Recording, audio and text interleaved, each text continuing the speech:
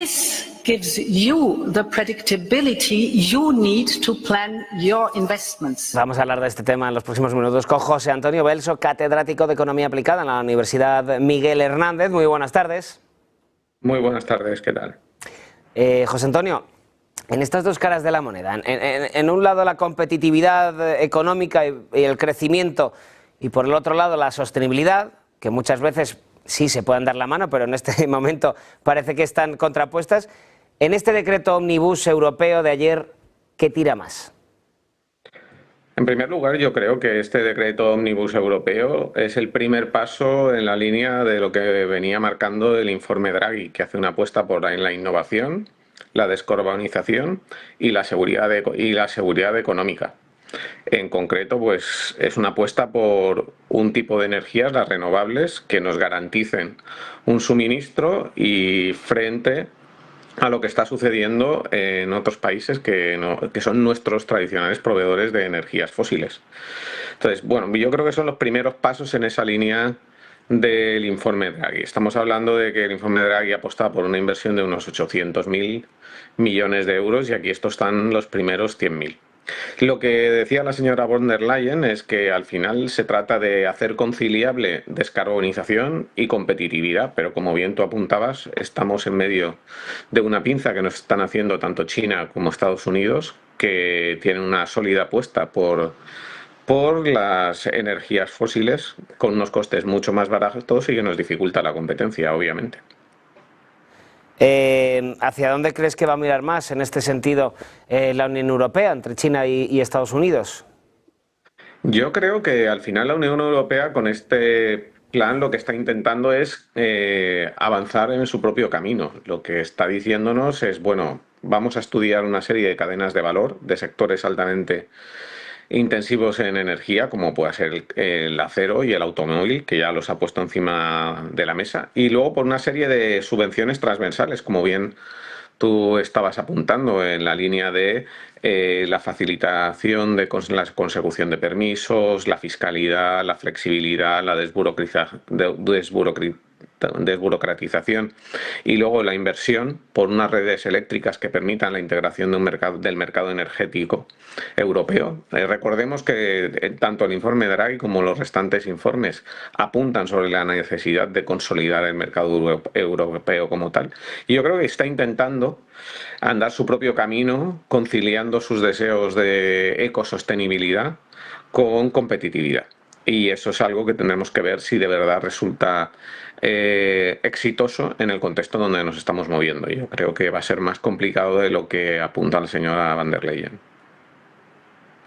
Decía von der Leyen, bueno, un poco todas esas bondades, ¿no?, de las políticas verdes europeas. Somos los más verdes del mundo, claro, pero en un momento en el que tenemos a Donald Trump desregulando en ese sentido, China ya ni comentamos, todo dicho, claro, ¿qué importancia crees que tendrán en a medio plazo, te pregunto ya, las políticas verdes? Porque claro, el problema es muy acuciante, realmente. Por el otro lado tenemos grandes bloques dejándolo cada vez más de lado, ¿no? Al menos es lo que parece desde fuera. Sí, si se trata de, digamos, ser un poco intuitivos, yo creo que me cuestionaría mucho cuán exitosas van a ser las políticas verdes dentro del contexto económico y competitivo global.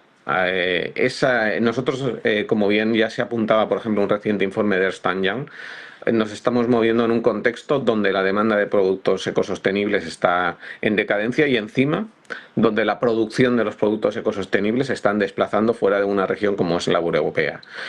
Luego, en base a lo que tú apuntabas y en base a estos datos, pues yo te diría que yo no auguro un futuro muy positivo para lo que es la apuesta por las energías renovables en el contexto en el que nos estamos moviendo actualmente. Parece, bueno, claro, habrá que esperar otros 4 años a que cambie el presidente de Estados Unidos para que cambien las políticas en todo el mundo en este sentido.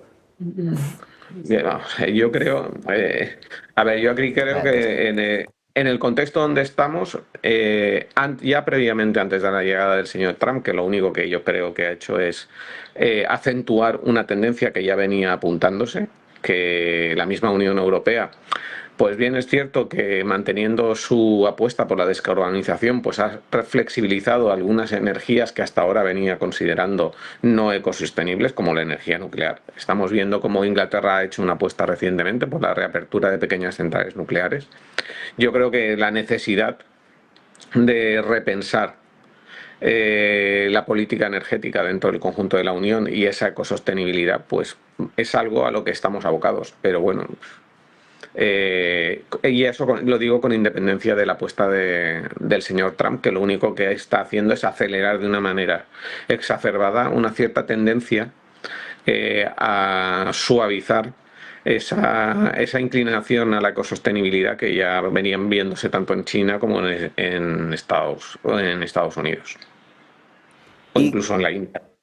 Y en cuanto a las compañías, ya por terminar, compañías cercanas a los sectores de la eficiencia energética o de la sostenibilidad, ¿qué esperas en este aspecto, tanto en Europa como en Estados Unidos?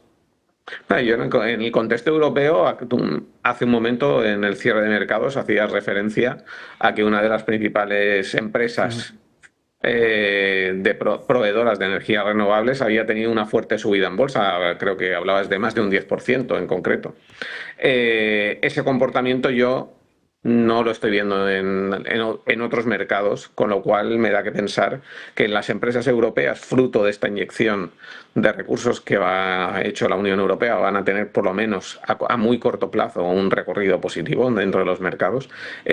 Fuera de lo que es el contexto europeo, veo que la situación va a ser completamente diferente. Veamos qué sucede con las empresas norteamericanas de extracción de recursos naturales, en el caso que están, digamos, en una situación privilegiada para poder extraer de esas tierras esos recursos naturales en Ucrania, y vamos a ver cómo se comportan, pero yo creo que no va a ser por un comportamiento tremendamente positivo de las que están más próximas a las energías renovables. Me inclino más a pensar que la tendencia será a favorecer a aquellas empresas que apuestan por las energías fósiles y las técnicas como el fracking, como ya ha hecho ver el señor Trump durante la campaña electoral y en los primeros meses de gobierno. Pues con esta última reflexión nos quedamos, más al fracking y a las energías fósiles que a la sostenibilidad. José Antonio Belso, catedrático de Economía Aplicada en la Universidad Miguel Hernández, muchísimas gracias por estar hoy con nosotros. A vosotros por la invitación. Ahora, en los siguientes minutos, vamos a hablar de Taiwán, de chips